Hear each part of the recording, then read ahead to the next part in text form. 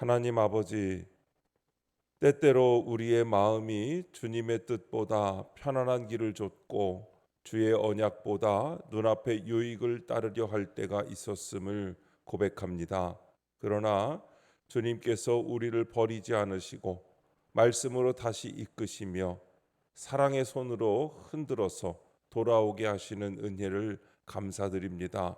이 시간 우리의 마음이 주님 앞에 민감하게 하시고 주님의 음성을 알아듣는 귀를 열어 주옵소서.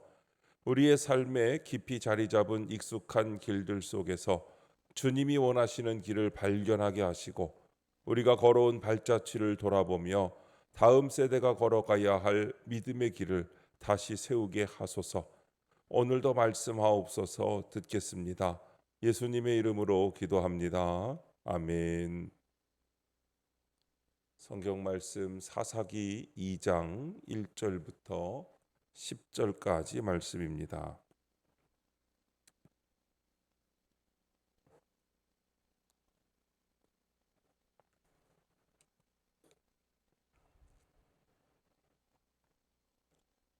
찾으신 말씀을 우리 다 함께 한 목소리로 읽겠습니다. 여호와의 사자가 길갈에서부터 복임으로 올라와 말하되 내가 너희를 애굽에서 올라오게 하여 내가 너희의 조상들에게 맹세한 땅으로 들어가게 하였으며 또 내가 이르기를 내가 너희와 함께 한 언약을 영원히 어기지 아니하리니 너희는 이 땅의 주민과 언약을 맺지 말며 그들의 제단들을 헐라하였거늘 너희가 내 목소리를 듣지 아니하였으니 어찌하여 그리하였느냐. 그러므로 내가 또 말하기를 내가 그들을 너희 앞에서 쫓아내지 아니하리니 그들이 너희 옆구리에 가시가 될 것이며 그들의 신들이 너희에게 올무가 되리라 하였노라. 여호와의 사자가 이스라엘 모든 자손에게 이 말씀을 이름해 백성이 소리를 높여 운지라. 그러므로 그곳을 이름하여 복임이라 하고 그들이 거기에서 여호와께 제사를 드렸더라. 전에 여호수아가 백성을 보내매 이스라엘 자손이 각기 그들의 기업으로 가서 땅을 차지하였고 백성이 여호수아가 사는 날 동안과 여호수아 뒤에 생존한 장로들 곧 여호와께서 이스라엘을 위하여 행하신 모든 큰 일을 본 자들이 사는 날 동안에 여호와를 섬겼더라.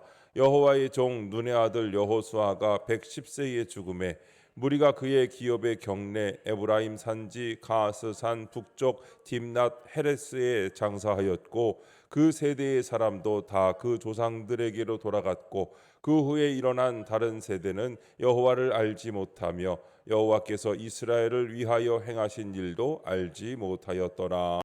아멘. 복임의 통곡이라는 제목으로 말씀의 은혜를 함께 나누겠습니다. 본문 요약입니다. 여호와의 사자가 복임에 나타나 하나님의 목소리를 듣지 않은 이스라엘 백성을 책망합니다.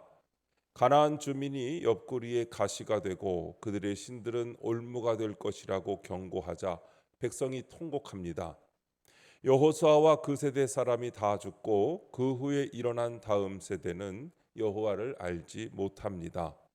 첫 번째, 여호와의 사자가 말하되 1절 2절입니다. 하나님이 사자를 길갈에서 복임으로 보내십니다.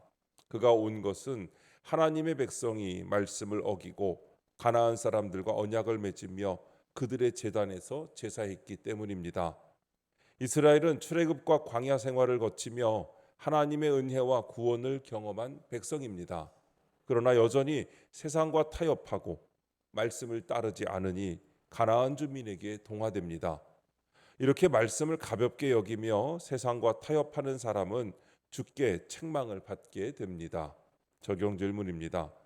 지금 내가 세상과 타협하고 있는 것은 무엇입니까? 또 내가 헐어야 할 우상은 무엇입니까? 하나님을 섬긴다고 말하면서도 실제로는 더 많은 수입, 높은 지위, 인정받는 삶을 위해 신앙의 우선순위를 뒤로 미루고 있지는 않습니까? 믿지 않는 사람들과의 평화를 위해 복음에 대해 침묵하거나 신앙의 원칙을 양보한 적은 없으십니까? 하나님께 순종하기보다는 내 기분과 필요에 따라 예배하고 봉사하며 신앙생활을 하는 것은 아닙니까?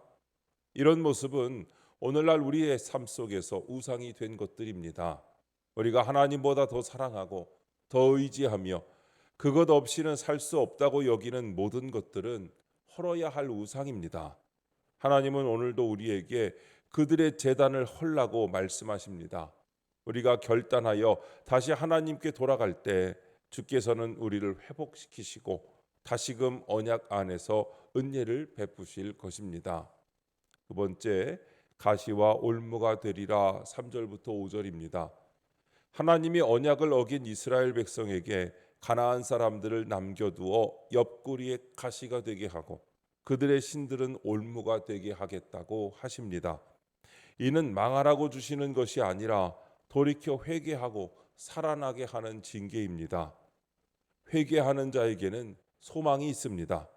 이스라엘 백성이 가나안 사람들과 언약을 맺고 그들의 신을 섬긴 것은 세상에서 성공하고 안정된 삶을 누리고 싶었기 때문입니다. 그러나 하나님의 백성은 말씀 안에서만 평안을 누릴 수 있습니다. 적용 질문입니다. 현재 나에게 찾아온 징계의 사건은 무엇입니까? 이 일로 회개의 눈물을 흘립니까? 후회의 눈물만 흘립니까? 우리는 종종 예상치 못한 사건, 관계의 갈등, 건강의 문제, 계획의 실패, 삶의 무너짐 같은 일들을 겪습니다. 처음에는 단지 인생의 고난이라 생각할 수 있지만 깊이 돌아보면 그것이 하나님의 징계일 수 있습니다. 그 징계는 단지 잘못에 대한 응징이 아니라 하나님께 돌아오라는 신호입니다. 하나님은 우리를 너무나 사랑하시기에 그냥 두지 않으십니다. 우리가 길을 잘못 들고 있을 때 반드시 가시를 통해 다시 돌이킬 수 있는 기회를 주십니다. 후회는 자신이 손해봤기 때문에 흘리는 눈물입니다. 결과에 대한 아쉬움일 뿐 삶의 방향은 그대로입니다. 회개는 하나님 앞에서 죄를 깨닫고 돌이키는 눈물입니다. 삶의 중심을 다시 하나님께로 옮기는 것입니다. 하나님의 징계를 사랑으로 받아들여야 합니다. 그 징계를 통해 회개의 자리로 나아가십시오. 그 회개 위에 하나님은 새롭게 하시는 은혜를 쏟아 부어 주실 것입니다. 세 번째, 여호수아가 죽음의 6절부터 10절입니다. 가나안 정복 전쟁을 치른 여호수아가 110세에 죽습니다. 여호수아와 그와 함께한 장로들이 사는 날 동안에는 이스라엘이 하나님을 섬겼습니다. 그러나 그들이 죽자 다음 세대는 하나님이 행하신 일을 알지 못합니다. 신앙의 유산은 거저 전해지지 않습니다. 부모가 하나님의 말씀을 듣고 순종하는 삶을 보여야 자녀에게 최고의 유산인 신앙을 물려줄 수 있습니다. 가장 불행한 세대는 가난한 세대가 아니라 하나님을 모르고 자라는 세대입니다. 적용 질문입니다. 내가 자녀와 다음 세대에게 신앙을 물려주고자 해야 할 일은 무엇입니까? 우리가 아무리 하나님이 중요하다고 말해도 우리의 삶이 말씀을 따르지 않는다면 자녀들은 메시지를 정반대로 받아들일 것입니다. 말씀이 우리 가정에서 살아 움직이고 결정의 기준이 되고 삶의 방향이 되는 모습을 보여주어야 합니다. 하나님께서 내 삶 가운데 행하신 구원의 이야기, 응답의 이야기, 회복의 이야기를 자녀와 다음 세대에게 구체적으로 들려주어야 합니다. 하나님은 어떤 분이신지, 왜 우리가 그분을 믿는지를 말로 그리고 삶으로 증언해야 합니다. 교회에서의 예배도 중요하지만 가정이 곧 작은 교회입니다. 자녀와 함께 말씀을 읽고 기도하고 삶의 문제를 하나님께 맡기는 훈련을 자연스럽게 해나갈 수 있어야 합니다. 특별한 날만이 아니라 일상의 흐름 속에서 하나님을 인식하고 예배하는 삶을 가르치는 것이 필요합니다. 부모가 완벽할 수는 없습니다. 하지만 우리가 실수했을 때 그것을 하나님 앞에 회개하고 자녀 앞에서도 겸손히 나누는 모습을 보여줄 때 자녀들은 하나님 앞에서의 진실함을 배웁니다. 완벽한 신앙이 아니라 진실한 신앙이 다음 세대에게 더 강한 인상을 남깁니다. 다음 세대를 위해 기도하고 복음을 나누고 진실한 신앙을 보여주는 것은 시간이 오래 걸리고 결과가 당장 보이지 않을 수도 있습니다. 그러나 그것은 결코 헛되지 않습니다. 다음 세대가 하나님과 동행하는 세대가 되고 하나님이 기뻐하는 세대가 되어 하나님께서 약속하신 축복을 누리는 것은 바로 지금 우리들에게 달려 있습니다. 오늘 하나님의 말씀에 순종함으로 다음 세대에게 그 신앙을 물려줄 수 있는 복된 성도님들 되시기를 주님의 이름으로 축원합니다. 기도하겠습니다. 하나님 아버지, 성공하고 안정된 삶을 살기 위해 세상과 타협하며 살았던 저의 죄를 회개합니다. 가시와 올무 같은 사건을 주신 것을 회개의 기회로 삼게 하옵소서. 자녀에게 줄 수 있는 가장 가치 있는 유산이 신앙임을 알고 저희가 먼저 믿음으로 굳게 서게 하옵소서. 주님, 이 시간 주님께 기도드리는 성도의 기도 가운데 함께하여 주시옵시고 주님의 세미한 음성을 들려주시며 그 선하신 손길로 붙들어 주시옵소서. 우리 주 예수님의 이름으로 기도드립니다. 아멘.